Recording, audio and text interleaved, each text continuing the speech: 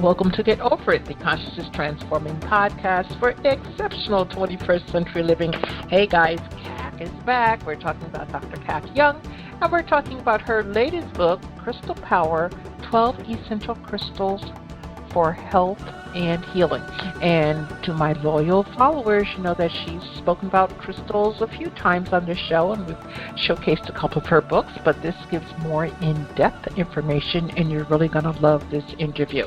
Now, the information shared on Get Over It uses intuitive and pragmatic insight to help you shift your consciousness to break through the blocks and release energy that is no longer needed. Yes, we're going to help you let go of the BS that's been holding you back, but you guys know I always ask that question, are you truly ready to? And by the way, folks, BS is belief system.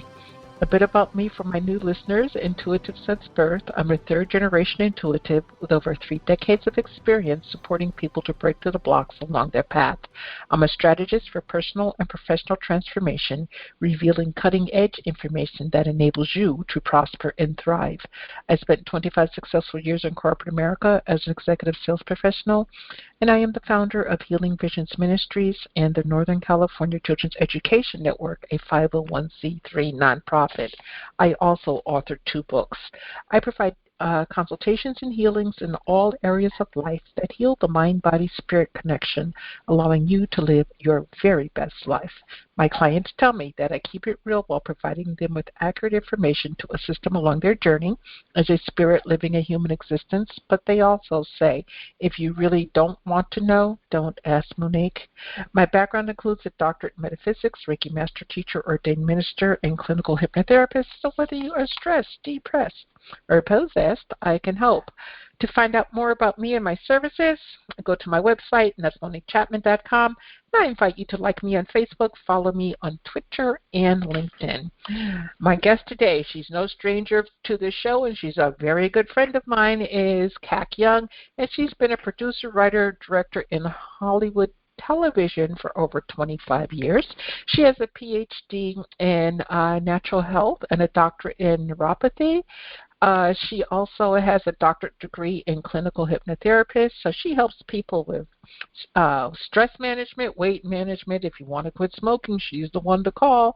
And she also teaches workshops and classes in metaphysics, including crystal healings and essential oils, Bach flowers. It's like if you name it, she's teaching it. She's the author of 24 books, and she's also a licensed religious science minister and a medical qigong instructor. And you know, folks, a few years ago, I was complaining to her about what was going on with me, and she goes, oh, you need some qigong, and she sent me 2 links, and there were only 3 minutes each, and boy, did I feel the energy and the improvement from doing that. So this lady knows what she's talking about, and you can check her out at her website, and that's KacYoung.com, and KacYoung.com. Welcome back, Kac.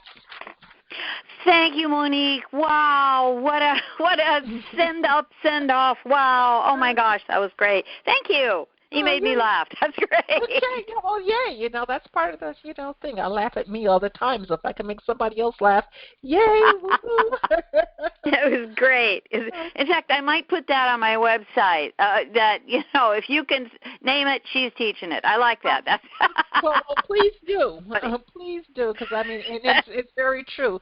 And that's the one thing about being a metaphysician. You can tap into many different modalities and bring the truth of them to the forefront and truly help people, as opposed to, someone who claims that they can do this and they haven't done the work. They haven't done the study. And trust me, folks, Kac has done the work. So, Hollywood, you're still kind of dabbling in that, but you really, truly embraced your metaphysical side. So talk to us about your interest in crystals and why are they so important, because this book focuses on the 12 crystals that you utilize in your practice for healing self and others. Well, yeah, and what I wanted to do with this book was, keep it simple. It's the KISS principle. I wanted to keep it simple because there are so many things out there, and people come to my classes, and one of the things they say, they're stressed. I don't know what to use. I don't know what to do. There's so many. Okay, so everybody take a breath. Here's what we're going to do. I picked the 12 crystals that have the energies that will cover all the facets of your life. And so, yes, of course, there are lots more, and you will be attracted to them and learn more about them. But I'm a big believer in knowing your subject. So if you sit down with someone and you have coffee or tea with them, you talk about their life, you get to know them, you resonate with them, right? Crystals are the same thing. I want everybody to get to know these 12 crystals and really get to know them. So that's why I've supplied all the information and all the attributes about them. I gave as much information as I can about them, just like you would a person getting to know them. And once you know that crystal, you get their energy, you understand how to possibly use them better. And so that's what I encourage. I wanted to keep it simple. And then they have all of their own attributes and qualities right there in that crystal that you can release. And if you treat them like, for lack of a better thing, members of the family, and you feed and water them in their own crystal sense, you will develop a relationship that will serve your life so well. It has mine, and I speak totally from experience when I talk about my crystals. Yes, you do. And folks, the price of the book alone is worth the 21-step process for Crystal Healing session. She outlines it step by step so that you can perform your own crystal healing. Okay? And all you have to do is follow it. It's not difficult to do. You don't have to guess about it. You don't have to wait until the moon's in a certain position. Just do it and work on and heal yourself. Now, Kac, what I liked about the book is I was reading about the astrological signs and the crystals and all of that. I said to myself before I got to this point in your book, okay, so I'm Cancer Sun, I am Leo rising and Capricorn moon. What do they mean? And then 4 pages later, it's like boom, boom, boom right there. So why did you decide to correlate those two so that people could have a deeper understanding? Well, again, it's everybody has chosen a tools in their life, and some people love astrology, some people love tarot, some people love other things. So I've got the 12 laws of karma. I've got archetypes in there. Whatever attracts you is your healing mode. And so I use them all. I mean, let me just sort of sidetrack for a minute. When I see a client, I'll talk to them and I'll find out where their comfort zone is. What do they understand? What language do they speak, if you will? And from that place, I will begin a healing session with them. And we hone it all down and we figure out and then I will choose the crystal that I think will balance them. And it's, some people love chakras. Some people have never heard of the 12 laws of karma. But whatever they have heard of and whatever they're comfortable with, that's where I start. So it's kind of like, what suits you. Do you want tomato soup today or do you want chicken noodle? And whatever you want, it's in the book. I hope I have covered it for everybody. And then that will get them all stimulated and their juices going, and they'll say, aha, bringing some knowledge to the situation is always helpful in the healing process. So that's kind of what I've done, and I've wanted to give as much information as I can to fill out each category. That's why I shared so many of my healing sessions there, so that people would understand how these energies work and what you do for them. And you've done it very, I'm going to say plain, clear. Folks, again, you don't have to guess about what's in the book or try to figure out what to do. The information is very clear, step by step, very clear. Now, you mentioned something, and I didn't write it down. Oh, yes, I did. Karma and chakras. Talk to us about that because, I hadn't thought about the concept of karma in crystals, I should say. I hadn't really thought about that concept. Talk to us about well, it's an interesting way to do things. I may be the first person to combine these, but first of all, karma, the word karma actually means action, and it comes to us from 1500 BCE. And karma is really just a cycle. It's a movement of energy through many lifetimes or experiences by which we can learn, change, improve, grow, and heal. So karma is really an acknowledgement of our personal power to change our lives, to manage it, and to achieve and claim happiness. So there have been 12 laws of karma floating around for centuries, and I have honed them all down, and they're really amazing. What they teach us. Each law teaches us something. For example, the first one is called the law of creation, and it talks about life not happening by itself, but our thoughts create our reality, and life requires our full participation if we are to manage it and to sculpt it the way we want it to be sculpted. There's a law of connection. There is a law of growth. And all of these things are not laws like the legal sense, but it's how the world works, the invisible world works. It talks about the law of here and now, meaning we have to be present in the moment, and we cannot be present in our moment to enjoy our life if we're looking back in the future or if we're looking too far forward, looking back in the past or looking too far forward into the future. Mm-hmm. That prevents a lot of people from just experiencing the now. And there's a law of change, and that is, I love that one so much. It says nothing changes until we do. So whatever it is we want to shift or change, we have to make it happen. So when you work with the laws of karma, and I suggest that people take a year to work with the laws of karma. Pick one in a month and work it through and journal about it and see what it means to you. And then use the crystals that pair up with the laws. For example, the law of responsibility. In order to move forward, we have to take responsibility for what is in our lives. And so that is paired up with Black Tourmaline, because that is a crystal that is a grounding crystal. It absorbs negative energy, and it is something that we can go to, and it's sort of like the father. It's sort of like that person in astrology. It represents the archetype of the father, and that is in everybody. We have the father, the mother, and all the other things too, but when you need grounding or when you want that part of your life handled, you bring out the Black Tourmaline and you work with its energies, and it will help you manifest, draw in, and pull to you what you need. Mm-hmm.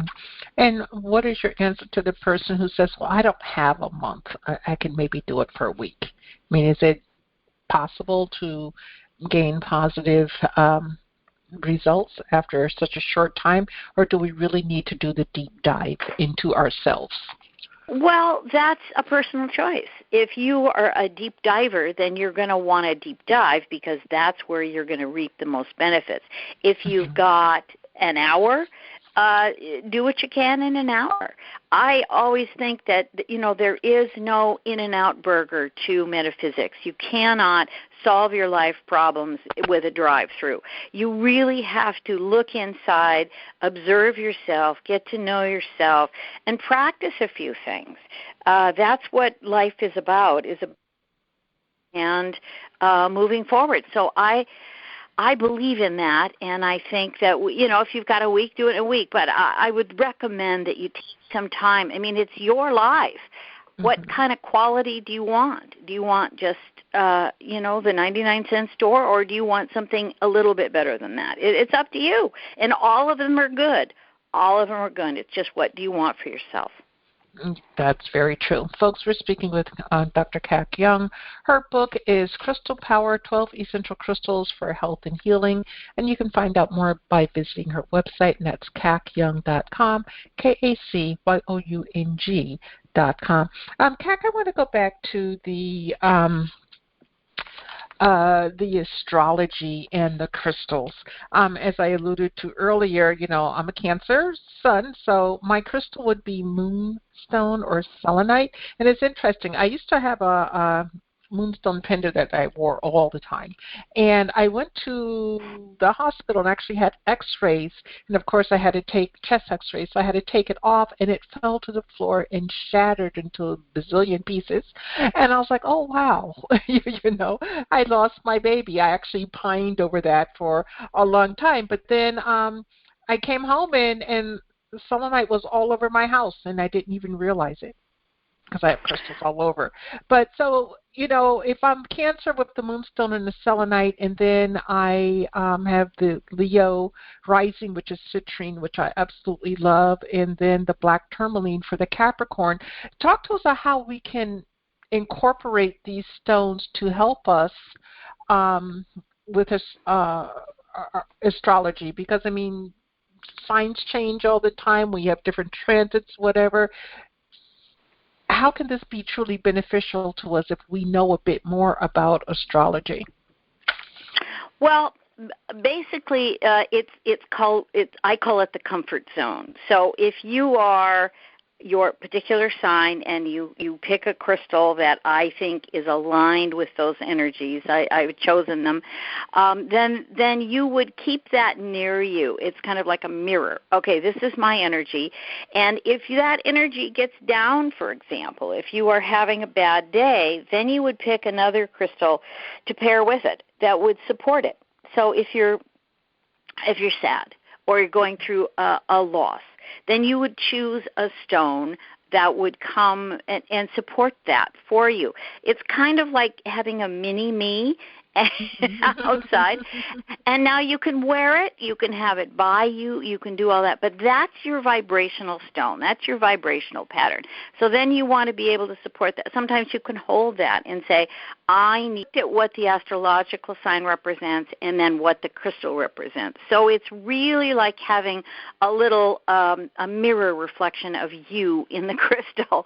So you can use that as a jumping off place. You can use that as you can self-heal yourself using your crystal and then support crystals. So if you're having a day where you're maybe particularly sad, then you would find the type of crystal that you need that would take care of that. For example, if you have lost a friendship or fallen out with somebody, turquoise is the crystal of friendship and building those kinds of relationships. So I would put a little turquoise stone right next to my stone, and I would say, let's heal that. And then just kind of let it be and notice that there would be some new energy around you, that you might even have a change of heart, that you might say, oh, that was nothing, let me get over it. The energies are subtle.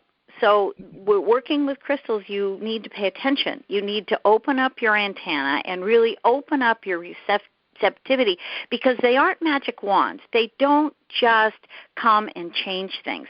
They have unique powers, they have earth energy, and they are alive. They are alive with atoms in them all the time, and they are what they are based on the fact that they are a composite of chemicals and atomic structure. So they're alive. People say, oh, that rock is just a dead stone. No, it's very, very much alive. Now, what you do with that energy is the art of using crystal power to heal yourself or to heal others.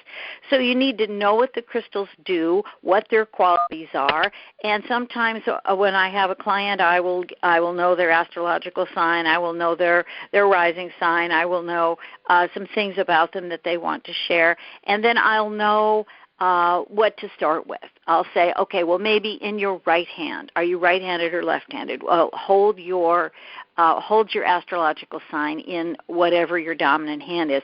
And then I will put in the other hand some stone representing what it is they need. Are they looking for love? Do they want to cure a sadness? Are they at loss? Are they in need of physical help?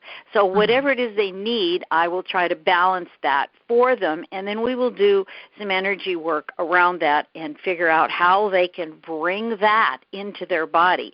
Some people don't like themselves, and so I will say to them, is it comfortable holding this stone? No, it's not. Okay, well, let's get your opposite stone. Let's get something from the opposite side of the zodiac, and let's hold that. Is that more comfortable? So I will experiment with different types of stones with them until we find one that they resonate with. You know, with energy work, it's all subtle, and it's all careful, and it's all, you know, I'm 100% open when I work with people, and it's all about them and their energy. So I clear myself before I work with someone because that's their time, and this is what they have called me to do.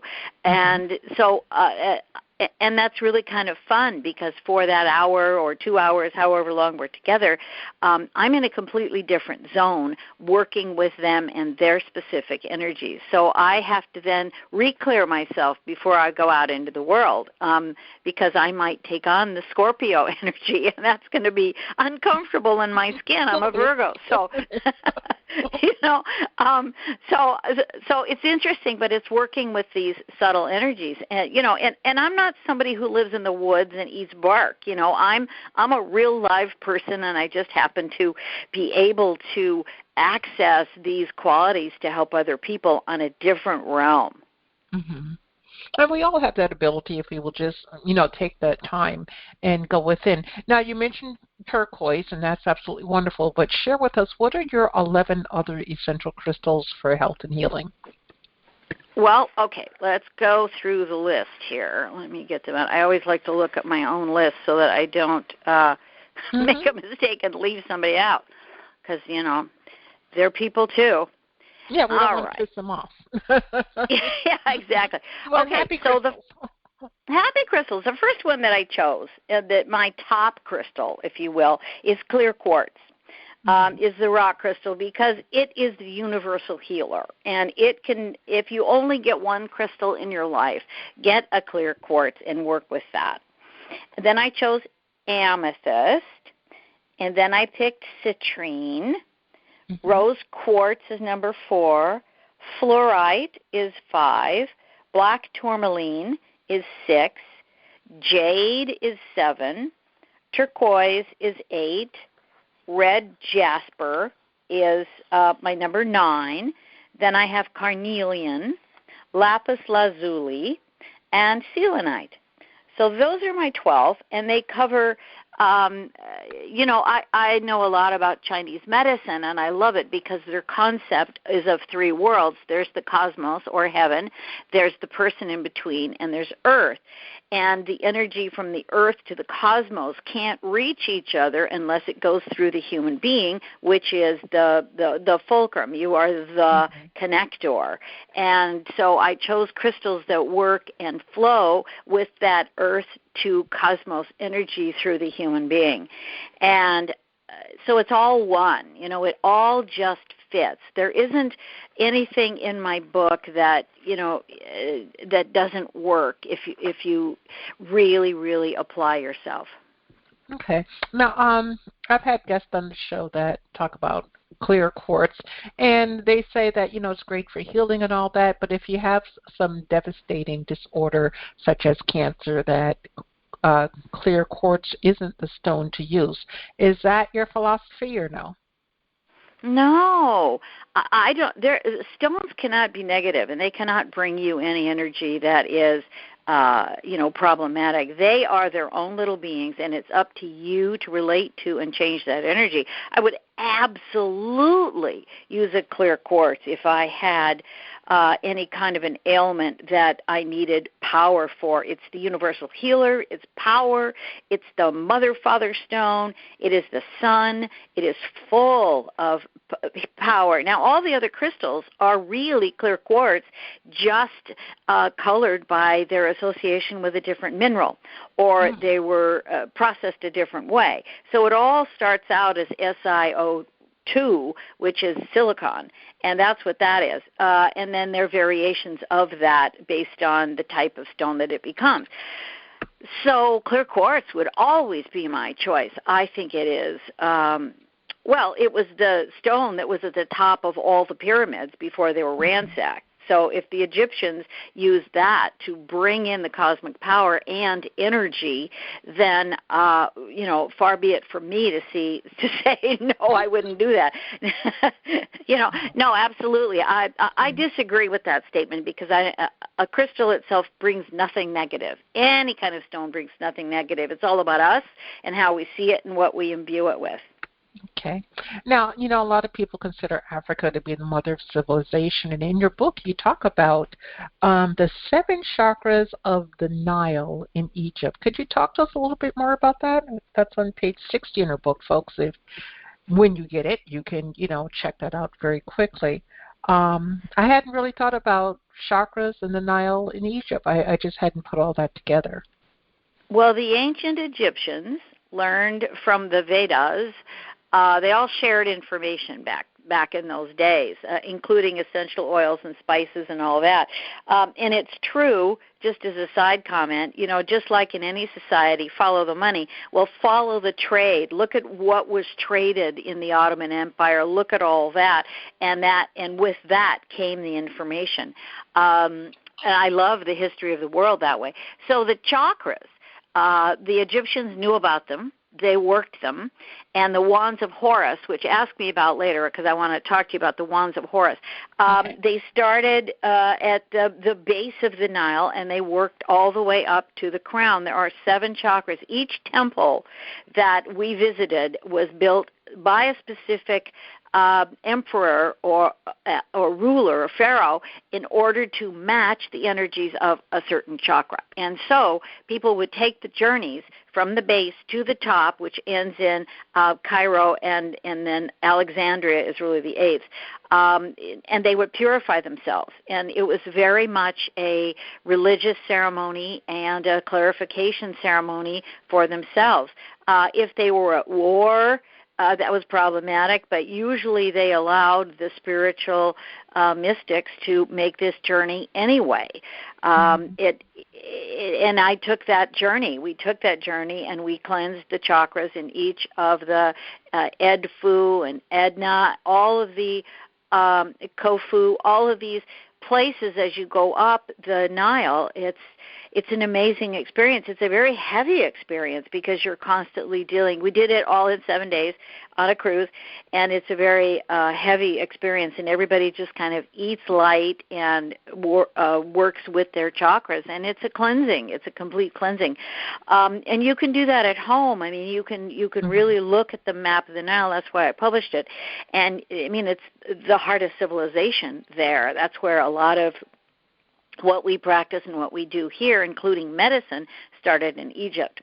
So, and I wanted to talk about the pharaohs. They held the wands of Khufu. Now, if you look at those very tight hats that the ancient Egyptians wore, those were pressure points. Those hats stayed in the pressure points they were actually made to stay on the pressure points of the pharaoh's head, because the pharaoh, if you look at some of the statues, they were thin, they were vegan, they watched everything they ate, and they were all about staying clear and clean in body and mind and spirit.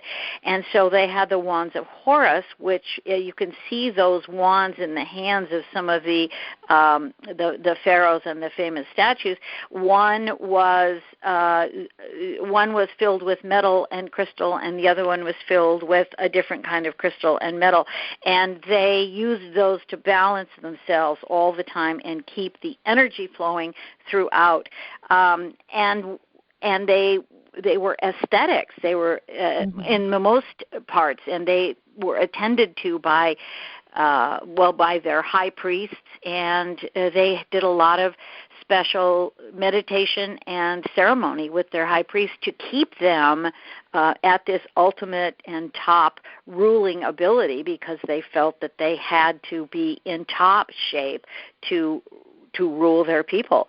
And it's interesting, because if you look at that and you see some of those statues again, you say, well, yeah, I mean, they had six-packs back in those days because they worked out. They really took their energy seriously. Yeah, they did. But let me, this isn't a question that is covered in your book, and it's just actually a personal question of mine. So if you don't want to answer it, that's fine. We have all of these tools, whether it's crystals or affirmations, whatever, for health and for balance while we're here on Earth. But at some point in time, the body, the physical body, falls away.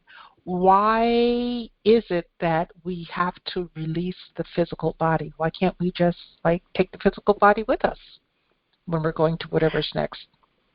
Well, that's pretty much everybody's question. I think everybody looks to say that, if you're looking towards an Eastern philosophy, they're going to say you come here, you have an experience with these certain attributes, you have these parents, this group that you learn from, and your soul departs so that you can come back with that knowledge, but in a different circumstance. It keeps rotating. It's a cycle. Your life, you are part of a bigger cycle, and your life is a cycle too. And it depends on how well you take care of it and or what you signed up for. If you look at Carolyn Mace's theory, we signed up for this life with all the other people that we were with. You and I signed an agreement at some point, Monique, to be friends. And so we come back and we incarnate to have this experience, to recontact each other, and we can choose to help or harm each other in this lifetime. And then when that's done, we make a new contract and come back again to do this again. And some people say, oh, well, I don't believe in reincarnation. Okay, fine. Then just make that true for this lifetime. But there has to be some rhyme or reason for everybody's existence here. And everybody's set of experiences either helps or hinders the person next to them. Okay. So if you're looking for one of the crystals that you work with to kind of help you tap into life in between lives, which one would that be? Well, I would say you have to pick it yourself. You have to sit with all those crystals. I mean, what would work for me would maybe not work for you. But if I wanted to tap into that, I would go to an amethyst. But you may want to choose rose quartz. It depends, and the clear quartz might be that universal connector too. Lapis is a great stone because it represents the night sky with the specks of gold in it, and that was what the Egyptians used. You look at some of their famous paintings, the goddess Nut, or Newt, however you want to pronounce it, is a total dark blue sky with stars in it. That's really lapis. They're talking about lapis, that stone, and that's the beyond. That allows you to have vision into the here and after. Selenite does the same thing. It connects you with the higher realms. So it's a matter of, everybody is different. You might like a chocolate milkshake, and I might like strawberry. It doesn't matter, and so I couldn't say, oh, let me get you a strawberry milkshake if you really are a chocolate lover. So that's the preference. That you have to find your own, and that's why I want people to work with these stones. Even if you bought my 12 stones, it'd be under $50 or even less if you get little teeny stones. But spend time with them, get to know them, and they will resonate. They will talk to you. I have conversations with my stones all the time, and and other people do too. They walk in, they say, "Oh, hi." There they are, and they'll talk to them, or, "Oh, isn't that good?" My stones love to be flattered. They love to be told that they're beautiful. They love the heart energy, the positive energy, the human energy that nobody else can give them because this is unique to our species. So, my cats love the crystals. They love to sit on them when they don't feel good, and they'll feel better. They'll pick up that energy. And if we watch animals around crystals, we'll learn a lot. Yeah, it's interesting because I have a doggie, Miss Sadie, and when she's not feeling good, I have crystals all over, but in my office I have a table full of crystals. And when she's not feeling good, that's where I find her. Yeah. Yeah, it's amazing how they tap into that energy. But, Kac, you said something which, kind of piqued my interest, and that's, okay, buying stones. During pandemic, at least at the time of this recording, a lot of places aren't open for you to go buy your crystals. So how do you truly feel the energy if you're looking at something online? And how do you know that what you're looking at online is what you would actually receive? Yeah, that's the big dilemma. That's the real trick. Now, I would say there are stores that are open. There are some that are open, and there's limited capacity. But find one of those. I really think you have to have a tactile connection with your stone. But if you absolutely can't do it, then find a site that you like and really study the stone. There's a few places I buy from online because I trust them. Every product I have gotten has been exactly what they've said. There are some things I buy from China, but there are a lot of people out there too that will color a crystal by way of heat radiation or something, and that's not what you want. So you want to make sure that they're bona fide. Check them out, read the reviews, see what people have to say. Based on how you connect and based on the vibration that you feel about the store, then you can go in. But spend time looking at that crystal. Just don't say, okay, one of these, boom, add to cart, gone. No, spend a few moments, really connect with that, really, I think people spend a lot of time on Match.com trying to figure out people that they want to date. Do that with your crystals, figure, hey, this is going to be a partner of mine for a while. Let me get to know it. Look at the different shapes and sizes and let something resonate with you. I just recently bought a pineapple crystal, and it's a crystal that has little growths on the outside, growths of other crystals that makes it look like a pineapple. But I must have gone back to that site literally 30 times, and I turned it down, and I wasn't connecting, and then they would send me little reminders, oh, hey, your crystal, it's in other people's carts, and I thought, good, if it is, that's fine. Then I went back, and there it was. 3 months later, there it was, and I said, okay, you're mine. And it came with 3 other crystals. So they sent me 3 of them for like $10. It was amazing, and I love that crystal. I can't tell you how much I love that crystal. And it was mine. It waited for me. So that and anyway, so whether or not it was in other people's carts, I don't know, but I finally just succumbed, and there it was, and it came with 3, and it was just so much fun.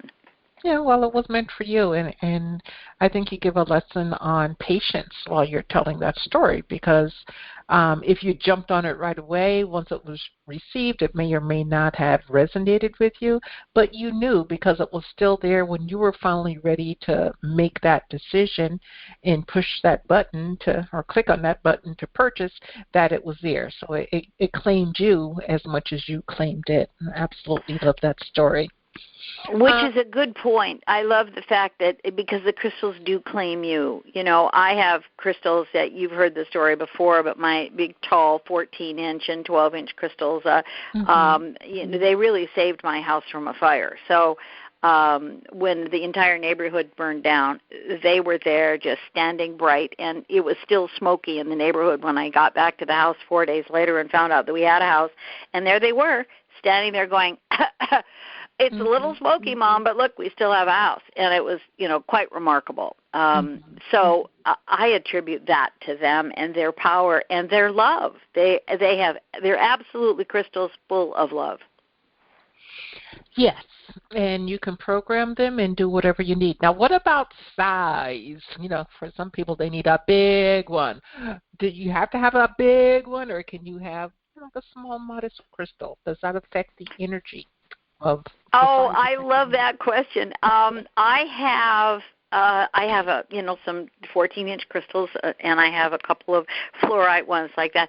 And then I have a little teeny packet of crystals that fit in a little tiny, one of those little Chinese jewelry packets where you get, a necklace in. And I have a little thing, and I've got about 4 or 5 crystals in there, and they're all little tiny, but they're wonderful. I've got a little small pyramid, and they have the same amount of power that you want to, use. You can use the big crystals, or I think the job of saving the house from the fire needed a big crystal, but the small crystals that you can either wear or have on your person or take with you, they don't have to be big at all. I've got a little 2.5-inch crystal that sits on my desk, and it's my writing crystal. It's my creative. If I can't think of something or I'm having a hard time figuring out what the next character is going to say, I pick up my crystal, and in no time at all, that's its job. Its job is to help me be the best writer I can be, and so it does. It does. Well, it will work. I mean, it takes a bit of belief, and anything that you do, you need to believe in yourself or believe in what you're doing, and you can create wonderful miracles. Boy, our time has gone so quickly, but before I let you go, there's confusion out there about 2 things, not whether or not, but how to clear a crystal. What's the best way? And then can the crystals help tell us the future, what's coming down the pike for us? Well, part 1, clearing a crystal, you can clear a crystal in so many ways. You can run it under some clear, lukewarm water in your hand. You can cleanse it that way. You can put it in sand, silica, overnight. You can leave it out in the sun for a few hours. You can leave it out overnight in the full moon or any kind of a clear moon. You can cleanse it in mud. You can cleanse it with music. You can put on your favorite music that isn't hard metal or anything like that, but just a softer music. You can cleanse it with music.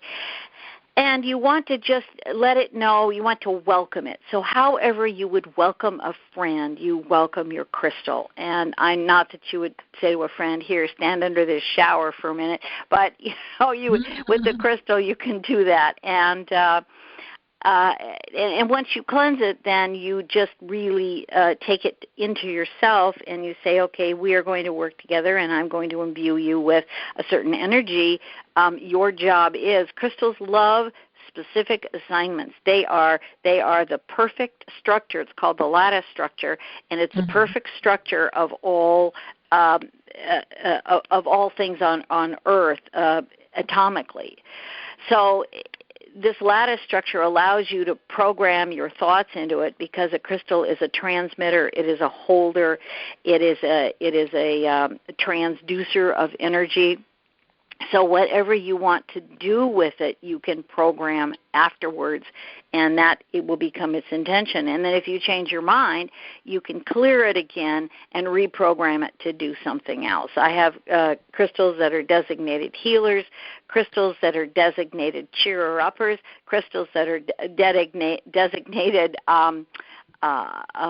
artistic inciters. So if ever I need an idea to do something, I go to my artistic group, and there they are, and they've come up with it. And I've got my writing crystal that changes the blocks in my brain into actual motion that comes through with an idea.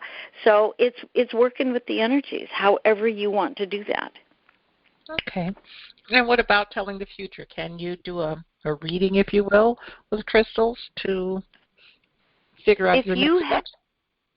Sure. If you have those abilities, if you have opened up yourself and you are intuitive and you have a sense of the direction that you are wanting to head, I wouldn't ask a crystal, should I have the pastrami sandwich for lunch or not, yes or no. I'd use a pendulum for that, and I'd choose a pendulum in a crystal that that would resonate with me as well.